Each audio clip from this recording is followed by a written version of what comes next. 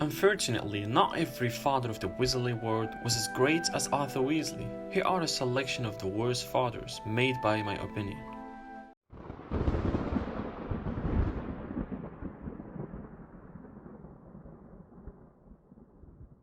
Tobias Snape. Although we don't know much about Severus Snape's father, we had a bad feeling about him based on one remark from a young Severus to a young Lily. He doesn't like anything much. There is also the insinuation that Tobias Snape, a muggle, was not a fan of magic, despite having a child with a witch. Again, as Snape says, he doesn't like anything much. We also know that Snape's parents had a frequent arguments, and when a young Lily asks Snape how things are at your house, Snape simply responds with a little crease between the eyes. We can only guess how bad things were at home for Snape. Vernon Dursley. The thing with Mr. Vernon Dursley was that he believed everything he did, especially with regards his son, was right. But in actuality, Vernon was feeding Dudley with the same flaws he had within himself, and by spoiling Dudley with everything he ever wanted, he created a physical monster, an arrogant, and also bully. You didn't do as I asked. You have never treated Harry as a son. He has known nothing but neglect and often cruelty at your hands. The best that can be said is that he has at least escaped the appalling damage you have inflicted upon the unfortunate boy sitting between you. Both Aunt Petunia and Uncle Vernon looked around instinctively, as though expecting to see someone other than Dudley squeezed between them. Us, mistreated debtors, what would you... began Uncle Vernon furiously, but Dumbledore raised his finger for silence, a silence which fell as though he had struck Uncle Vernon dumb. Lucius Malfoy. Here's another paterfamilias motivated only by his desire to see his son succeed.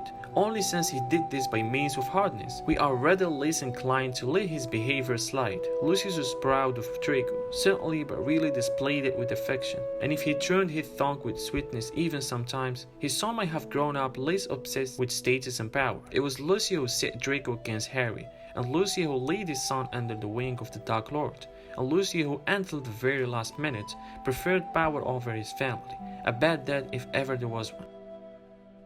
Marvolo Gaunt.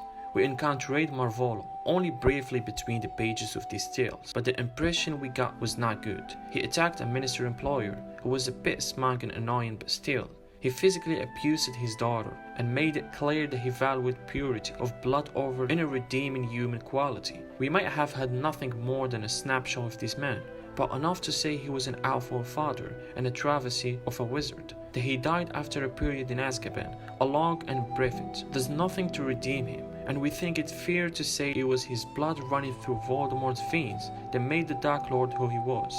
My daughter, pure blood descendant of Salazar Slytherin, hankering after a filthy dirt-fiend muggle, Murphy shook her head frantically, pressing herself into the wall, apparently unable to speak.